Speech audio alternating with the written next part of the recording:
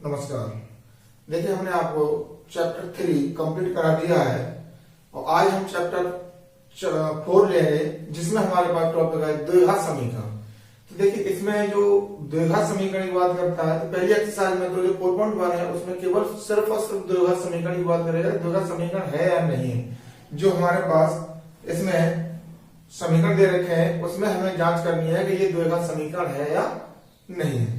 तो उन्हीं को आज हम देखेंगे एक्सरसाइज 4.1 में। तो देखिए, अभी तक आप लोगों ने अगर हमारे चैनल को सब्सक्राइब नहीं किया, चैनल को सब्सक्राइब कर लें, बेल आइकन को दबा दें, जिससे आपको प्रत्येक वीडियो की नोटिफिकेशन प्राप्त होती रहे। और हमारे वीडियो को आप देख रहे हैं तो इसको अंत तक देखें। जब तक आप अंत तक नहीं देखेंगे तो हम क्वेश्चन समझ में ना आ पाए।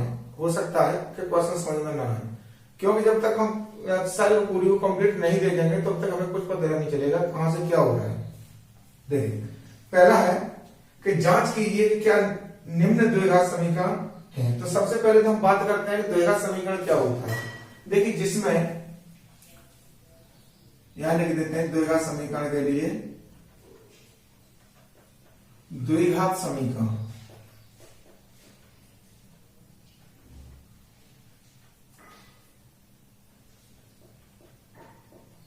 क्या होता है। जिस बहुपद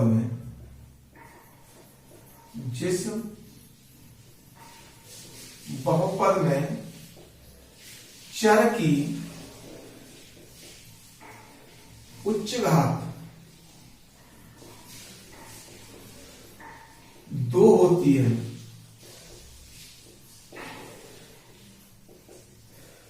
जिस पद में उच्च घात 2 होती है वह क्या कहलाता है?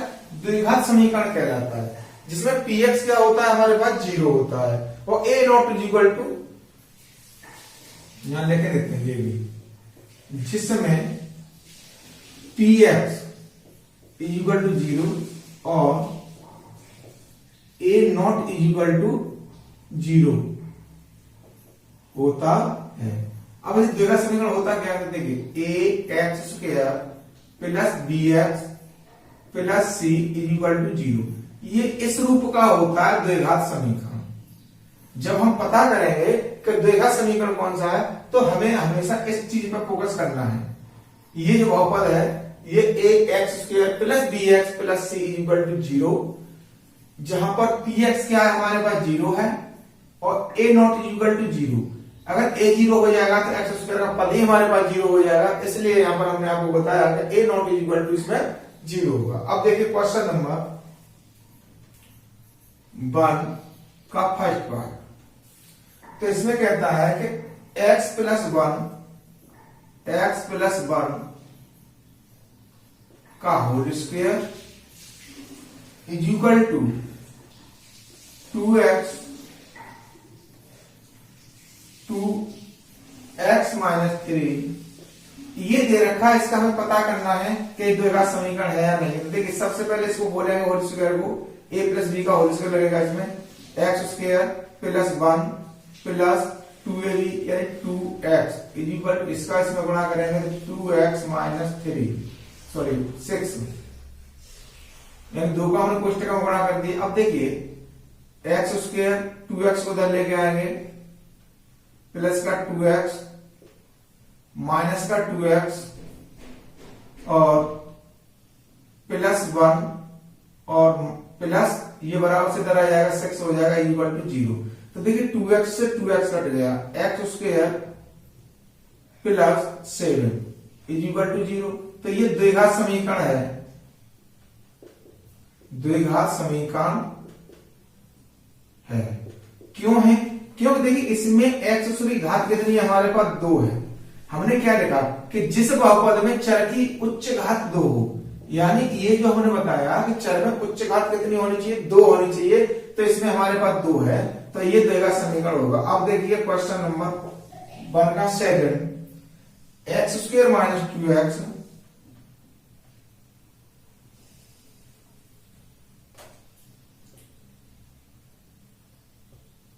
मार्कर थोड़ा प्रॉब्लम दे रहा है।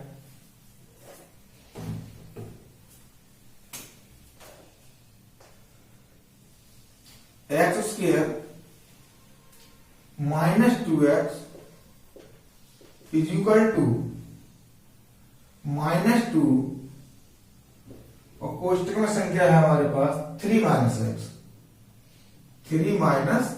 x। अब देखिए x स्क्वायर -2x, अब इधर जो माइनस का 2x है इसमें गुणा करेंगे हम, इज इक्वल टू माइनस के 6 हो जाएंगे और माइनस माइनस क्या हो जाएगा, प्लस हो जाएगा 2x। ठीक है, अब 2x को इधर लेके आएंगे, x स्क्वायर -2x, ये इधर आ गया 2x, तो माइनस का 2x हो गया, 6 को इधर लेके आएंगे माइनस का प्लस का हो जाएगा इज इक्वल टू 0। तो ये हो गया x स्क्वायर -2 कितने हो गए, माइनस के 4 x plus 6 is equal to 0। तो ये भी द्विघात है, द्विघात समीकरण है। ये भी कैसा है हमारे पास, द्विघात समीकरण है। अब बात करते हैं हम तीसरे की। तीसरा क्या कहता है कि x minus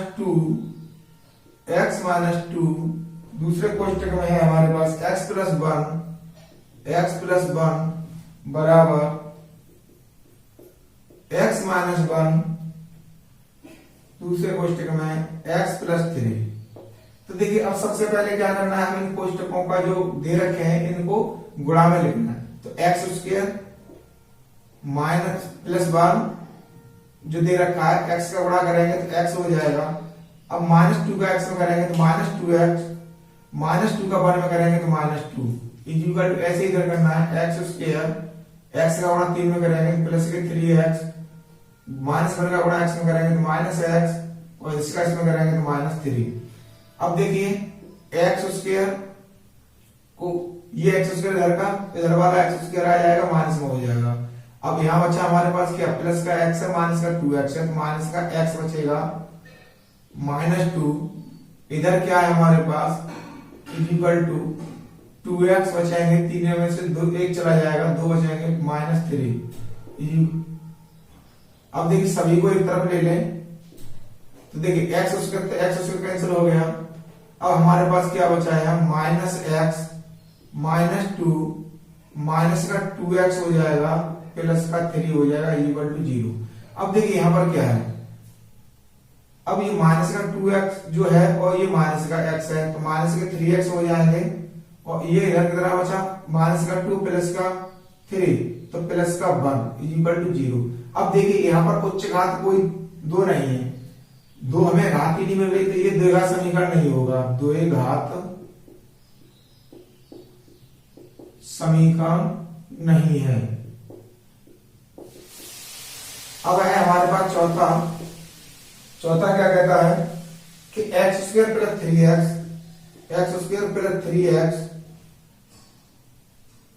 plus 1 is equal to x minus 2 का whole square, sorry x minus 3 2x, दूसरा लिख दिया भाई ये x माइनस 3 दूसरे कोष्टक में 2x प्लस 1 और इज इक्वल टू x कोष्टक में है हमारे पास x प्लस 5।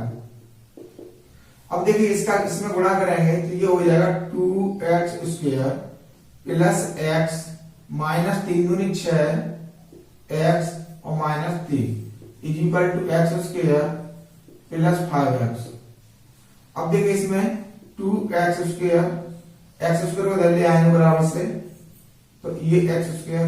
अब देखिए माइनस के 5x बचाएंगे, इसमें माइनस के 5x हो जाएंगे क्योंकि ये प्लस का है। इधर हमारे पास कितना होगा, ये 3 दूनी 6 हो रहे थे माइनस के, और प्लस का कितना था हमारे पास x, तो माइनस के 5x इधर बचा, अब माइनस के 3 इज इक्वल टू 0। देखिए अब यहां कितना बचा, x स्क्वायर माइनस का 10x -3 इज इक्वल टू 0। तो देखिए अब यहाँ उच्च घात हमारे पास 2 है, तो ये द्विघात समीकरण होगा, द्विघात समीकरण है। तो ये भी हमारे पास द्विघात समीकरण हो गया। अब देखिए अब 4 क्वेश्चन हो गए, अब हम 5वां देखते हैं। 5वां क्या कहता है,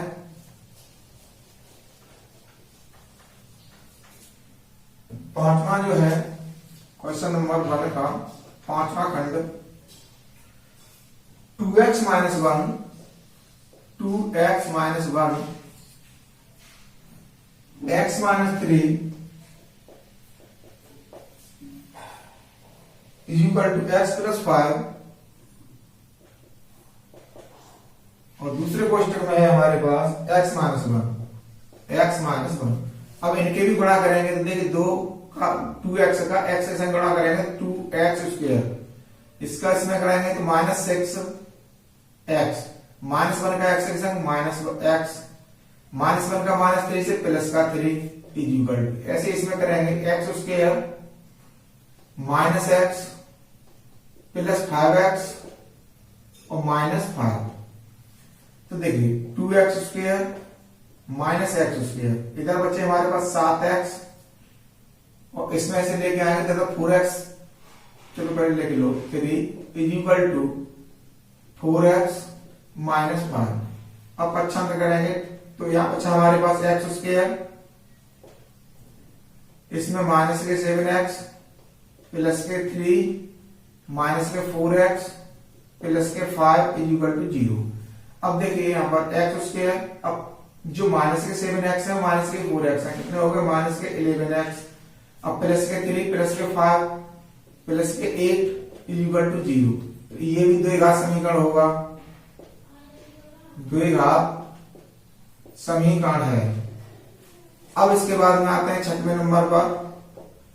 अब छठवां नंबर क्या है हमारे पास x square plus 3x x square plus 3x plus 1 is equal to x minus 2 का होल स्क्वायर x माइनस 2 का होल स्क्वायर तो देखिए x square plus 3x plus 1 is equal to अब इसमें हमें क्या खोलना है कोष्टक खोलना है तो कोष्टक में वही a माइनस b का फॉर्मूला लगा देंगे तो देखिए x स्क्वायर प्लस का 4 2 दूनी 4 हो गए a वर्ग प्लस b वर्ग minus 2 into a x into b 2 तो देखिए x square plus 3x plus 1 is equal to x square plus 4 अब ये 2 दूनी 4 हो जाएंगे माइनस के 4x इनको सभी को एक तरफ लेके आएंगे तो x square plus 3x plus 1 minus x square minus 4 और प्लस के 4x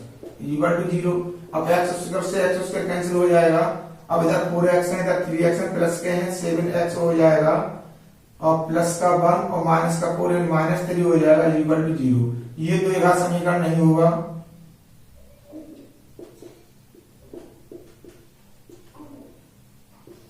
ये द्विघात समीकरण नहीं है हमारे पास ठीक। अब इसमें क्या है छठवां क्वेश्चन हो गया हमारे पास। अब है इसका सातवां पार्ट तो सातवें को देखते हैं। सातवां क्या कहता है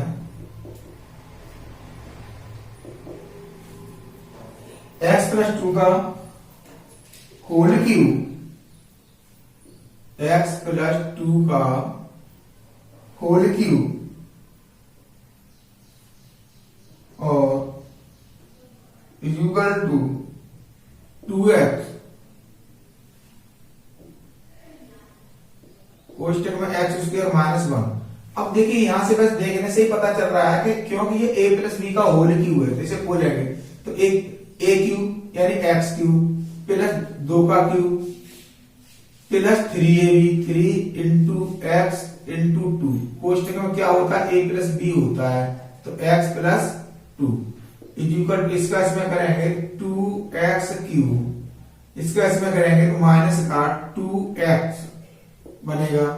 अब देखिए x क्यूब प्लस 8 प्लस 3 दूनी 6x कोष्टक में x plus 2 equal to 2x cube minus 2x। अब देखिए इधर क्या बना हमारे पास x क्यूब प्लस 8 अब इसका इसमें गुणा करेंगे प्लस 6x स्क्वायर प्लस 6 दूनी 12 x equal to 2x cube minus 2x।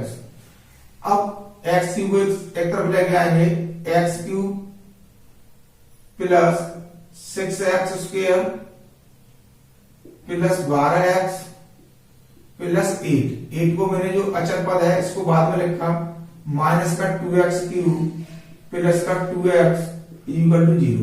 अब देखिए यहाँ पर 2x³ है, यहाँ पर x³, ये माइनस का ये प्लस का, माइनस का x³ बचा। अब x² की बात करते हैं तो केवल एक ही है 6x²। अब 12x में से हम 2x को जोड़ देंगे तो ये कितना हो जाएगा 14x। अब प्लस के 8 हैं तो प्लस के 8 लिख दो इक्वल टू 0। अब देखिए यहाँ पर क्या बच रहा है हमारे पास, माइनस का x³ बच रहा है। जब माइनस का x³ बच रहा है, उच्च घात कितनी हमारे पास 3 है। जब 3 घात होंगी तो ये हमारे पास द्विघात बहुपद नहीं होगा, द्विघात बहुपद द्विघात ही लिख दो केवल, नहीं है। क्योंकि इसमें उच्च घात कितनी है हमारे पास 3 है। अब 8वां होगा इसी में, तो इसमें भी हमारे पास देखिए x³ माइनस 4x², इधर ले लो, ये साफ कर लेते हैं।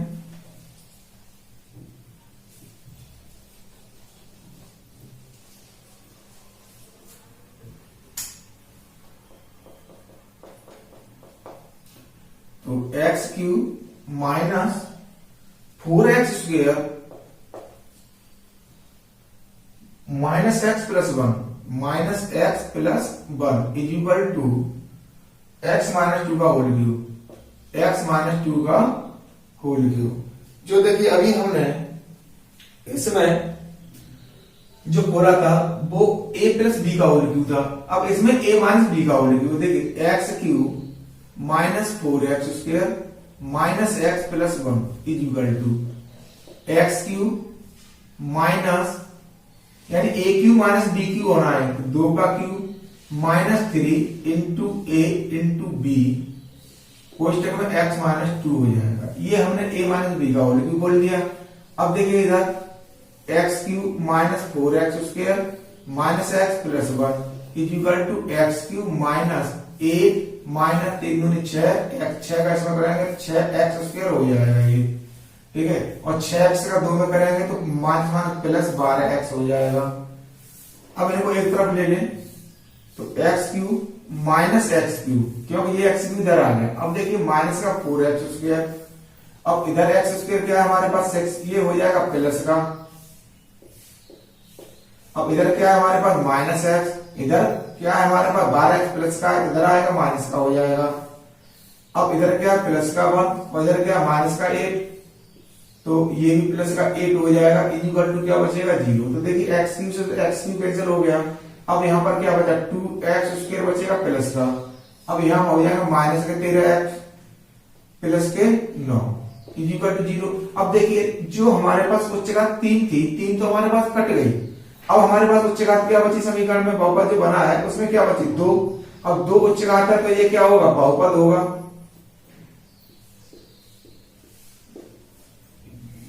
ये बहुपद हमारे पास हो गया। अब देखिए क्वेश्चन नंबर 1 के हमने 8वां पार्ट करा दिए। अब इसमें कहता है कि निम्न स्थितियों को द्विघात समीकरणों के रूप में व्यक्त कीजिए। यानी जो स्थिति जो दे रखी है, जो समस्या दे रखी है, उन समस्याओं से हमें सिर्फ द्विघात समीकरण बनाना है, उसके बाद में हल नहीं करना। हल करने के लिए नहीं कह रहा है, हल तो आगे वाली एक्सरसाइज में कराएगा। इसमें तो केवल क्या कहा उसने, केवल द्विघात समीकरण के रूप में निरूपण कीजिए। तो देखिए अब क्वेश्चन नंबर 2 करेंगे।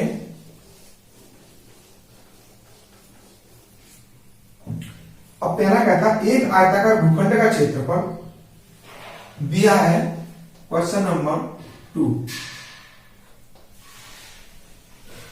दिया है भूखंड का क्षेत्रफल इक्वल टू 528 वर्ग मीटर। क्षेत्र की लंबाई चौड़ाई के दुगने से 1 अधिक है। अब यहां कह रहा है कि लंबाई, जो क्षेत्र की लंबाई है, यानी ये आयत है, आयताकार भूखंड है। अब ये जो लंबाई है इससे ये दूने से एक अधिक है, तो देखिए यहां क्या मानेंगे, माना भूखंड की चौड़ाई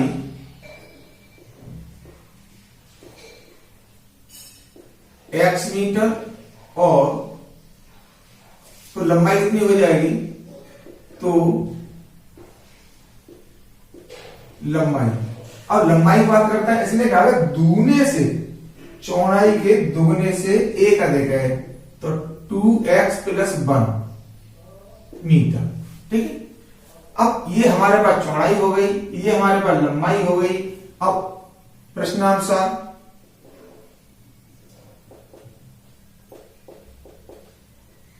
अब आयत का क्षेत्रफल क्या होता है, आयत का क्षेत्रफल, क्योंकि ये आयताकार है, जब आयताकार क्षेत्रफल हो क्या होगा, लंबाई गुणा चौड़ाई। अब लंबाई गुणा चौड़ाई की बात कर रहे हैं, तो लंबाई कितनी है हमारे पास, 2x + 1 × x = अब ये क्षेत्रफल जो हमने निकला ये ऑलरेडी दे रखा है, 500 कितनी दे रखा है, 528। इसका इसमें गुणा कर दो, 2x² + x = 528। 528 को बदल ले आएंगे, 2x² + x - 528 = 0।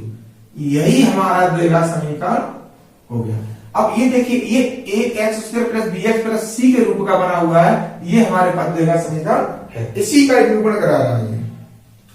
अब कहता है, ये था हमारे पास पहला 2 का। अब कह रहा है वो कि दो क्रमांगत धनात्मक पूर्णांकों का गुणनफल 306 है, तो हमें पूर्णांकों को ज्ञात करना है। तो देखिए अब इसमें क्या कह रहा है वो ज्ञात करना, ज्ञात करने के लिए हमारे पास जो द्विघात बहुपद बनेगा वो क्या बनेगा,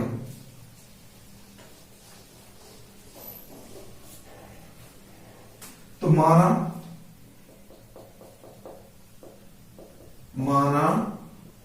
2 क्रमांगत धनात्मक पूर्णांक x और x + 1। तो देखिए आगे वाली संख्या ज्ञात करने के लिए क्या करेंगे, एक जोड़ेंगे, तो हमने कोई एक x मान लिया, दूसरा क्या मान लिया, x + 1 मान लिया। अब क्या कहा इसने, दोनों का पूर्णांकों का गुणनफल कितना है, 306। तो प्रश्नानुसार लगा देंगे यहां, प्रश्नानुसार x × x + 1 = 306। तो देखिए इसका इसमें गुणा करेंगे, x² + x = 306।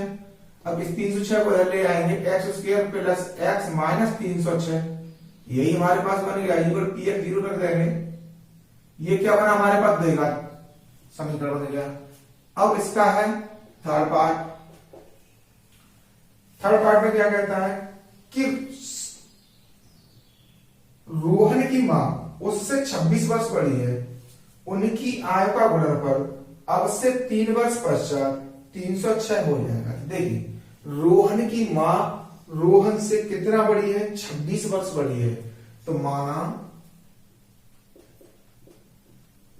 रोहन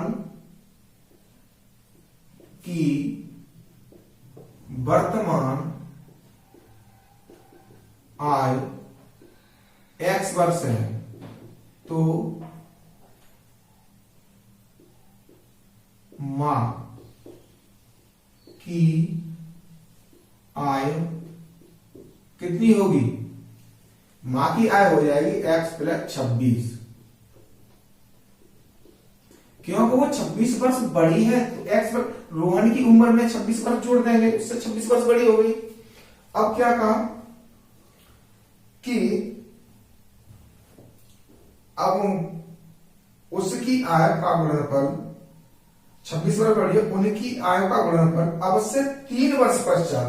तो देखिए 3 वर्ष पश्चात की बात करता हूं, पहले ही बता चुके हैं, पूर्व के लिए घटाते हैं, पश्चात या बाद के लिए हम जोड़ देते हैं। तो यहां लिख लेंगे प्रश्नानुसार, पहले लिख लो रोहन की 3 वर्ष पश्चात आय, रोहन की 3 वर्ष पश्चात आय, x प्लस 3 वर्ष हो जाएगा, और मां की आय, और मां की आय x प्लस 26 प्लस 3 कितना हो गया, x प्लस 29 वर्ष। अब देखिए दोनों की उम्र हमने निकाल ली, तो अब देखिए प्रश्नानुसार अब दोनों का गुणनफल कितना है हमारे पास 360 वर्ष, दोनों की आयु का गुणा कर देते हैं तो कितना हो जाता है 360। तो देखिए x प्लस 3 और x plus 29 is equal to 360। अब x का इसमें गुणा करेंगे तो x स्क्वायर, अब x का 29 में गुणा करेंगे तो प्लस का 29x हो जाएगा। अब क्या करेंगे हम 3 का गुणा करेंगे इसमें तो प्लस 3x प्लस, अब 29 का गुणा करेंगे तो 29 क्या कितने होते हैं 87 होते हैं, इज इक्वल टू 360। अब देखिए x स्क्वायर, अब 29 और 3 कितने हो गए हमारे पास 32 हो गए, 32x plus 87 minus 360 is equal to क्या बचा हमारे पास 0। इसे जोड़ दो, एक्स स्क्वायर प्लस 32x, अब 87 प्लस गए 360 माइनस गए तो 360 में 87 हटा देंगे तो यहां से दाई लेंगे और 10 में 7 कितने बचेंगे हमारे पास, यानी माइनस का बचेगा माइनस गए 3, यानी 10 में से 7 कम करने हैं तो कितना बचा हमारे पास 3। अब यहाँ कह रहे 5, यहां से दाई 15 में से 8 गए 7 बचे, अब यहाँ कह रहे 2, 273 इक्वल टू 0, यानी यही हमारे पास देगा समीकरण 1। अब कहता है इसमें लास्ट क्वेश्चन है, वो कह रहा है कि एक रेलगाड़ी 480 किलोमीटर की दूरी समान चाल से तय करती है, यानी कुल दूरी कितनी तय कर रही है वो 480 किलोमीटर की तय कर रही है। यदि उसकी चाल 8 किलोमीटर प्रति घंटा कम होती तो वह उसी दूरी को तय करने में 3 घंटे अधिक लेती, यानी दोनों चालों से जो डिफरेंस आ रहा है समय का, वो समय का डिफरेंस कितना आ रहा है 3 घंटे आ रहा है। तो देखिए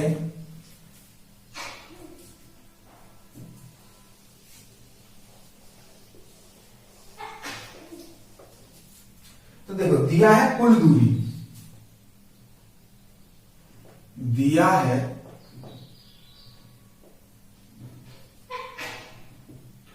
कुल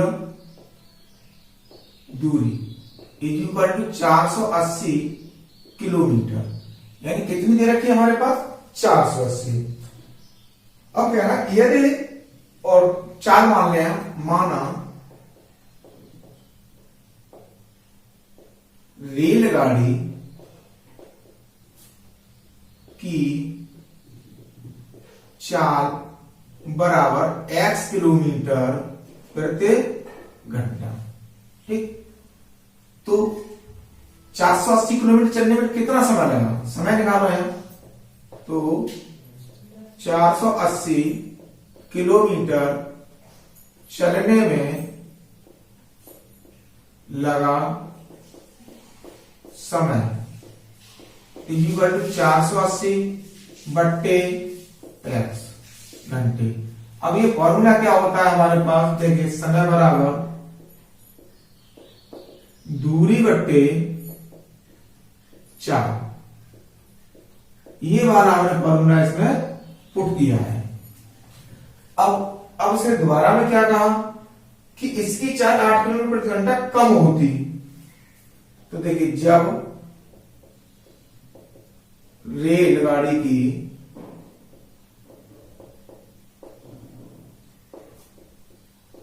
चाल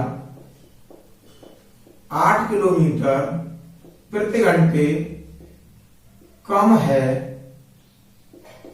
होती है, तब नई चाल कितनी हो जाएगी? 8 हम घटा देंगे जो पहले हमने मानी है x माइनस 8 किलोमीटर प्रति घंटे। तो क्या होगा? 480 किलोमीटर चलने में कितना समय लगेगा? तो 480 किलोमीटर चलने में लगा समय। तो देखिए 480 बट्टे x माइनस 1 घंटे। अब ये हमारे पास कम हो गई चाल, तो दूरी चली तो समय ज्यादा लगेगा। अब इसने क्या कहा कि उसी दूरी को तय करने में 3 घंटे अधिक लगते हैं। देखो यहां लिखेंगे प्रश्नानुसार। अब दोनों समयों का अंतर कितना आया हमारे पास? 3 घंटे। तो इस समय में से ये वाला समय घटा दो, क्योंकि ये चाल ज्यादा है तो ये समय कम होगा, ये चाल कम है तो ये समय ज्यादा होगा। जब हम धीमी चाल से चलेंगे समय ज्यादा लगेगा, और जब हम तेज चाल से चलेंगे समय हमारा कम लगेगा। तो देखिए 480 बट्टे x minus 8 minus 480 upon x equal to कितना है? 3। इसका एलसीएम कितना हो जाएगा? x minus 8। अब देखिए x माइनस 8 से x माइनस 8 जब हम इस बिंदु को सॉल्व करेंगे तो ये लासा हमारे पास कितना है? x minus 8। इससे ये कट जाएगा, क्या बचेगा? x बचेगा। तो ये हो जाएगा 480x माइनस, पोस्टर लगा लेंगे। अब x का भाग इसमें देंगे, x से x कटा, हमारे पास क्या बचा? 480 पोस्टर में x माइनस 8 इक्वल टू 3। अब देखिए 480 x माइनस 480 का साथ गुणा करेंगे तो 480 x। अब माइनस माइनस क्या हो जाएगा? प्लस हो जाएगा। अब 8 का इसका गुणा कर देंगे, 8 का 0 में गुणा किया तो 0, 8 अट्ठे 64, 64 की 4, हासिल की बची 6, 8 से 32 और 6 38 अपॉन x का इसमें गुणा करेंगे x square minus 8x equal to 3।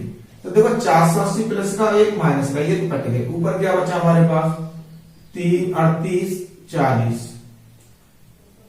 Upon में कितना बचा? x square minus 8x equal to 3 upon 1। Cross multiply गुणा करेंगे, 3 का इसमें कर देंगे 3x और प्लस इसे काटना चाहे काट सकते हैं हम, 3 से इसे काट लेंगे। देखो 3 का 3, 3 दूनी 6, 3 अट्ठे 24 और 0, इससे ये कट गया। तो ये कितना बना हमारे पास? क्रॉस मल्टीप्लाई गुणा करने के बाद x स्क्वायर माइनस का 8x बराबर 1280। ठीक, अब 1280 को इधर ले आएंगे, x square minus 8x minus 1280 equal to 0। तो ये हमने आपको एक्सरसाइज जो 4.1 है उसके सभी क्वेश्चन कंप्लीट करा दिए हैं। इसमें केवल द्विघात समीकरण पूछे गए हैं कि द्विघात समीकरण बनाइए, और ऊपर पूछा गया द्विघात समीकरण है या नहीं। तो ये एक्सरसाइज हमारी कंप्लीट है। इसके बाद नेक्स्ट एक्सरसाइज चलेगी, वो चलेगी हमारे पास 4.2।